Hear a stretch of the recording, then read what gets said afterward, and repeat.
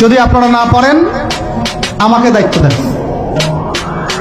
আমাদেরকে বলেন যে ভাই বা ছোট ভাই, তোমাকে আমি 1 বছর সময় দিলাম, শিক্ষার বিষয়গুলো গোছায় দাও। বিনা পারিশ্রমিকে ইনশাল্লাহ করে দেবে, কোনো সমস্যা নেই। 1 টাকাও দিতে হবে না, জাস্ট একটা চেয়ার টেবিল দেন, 100 জন আলেম দেন, 100 জন বুদ্ধিজীবী দেন, গড়ে দিব ইনশাআল্লাহ। প্লে গ্রুপ থেকে মাস্টার্স পর্যন্ত আমাদের ছেলেমেয়েরা এমন শিক্ষায় শিক্ষিত হবে যেটাকে শরীফের গল্প শেখাবে না ইনশাআল্লাহ।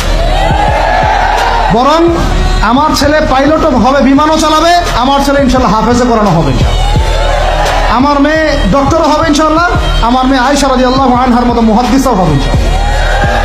আমাদের এক ভাই, সে রাজনীতিবিদ হবে ইনশাআল্লাহ, জুমার খুতবাও দিতে পারবে ইনশাআল্লাহ। আল্লাহর কসম করে বলতেছি, এমন শিক্ষা চালু করা সম্ভব, শুধু আপনারা যদি একটু সৎসাহস দেখান।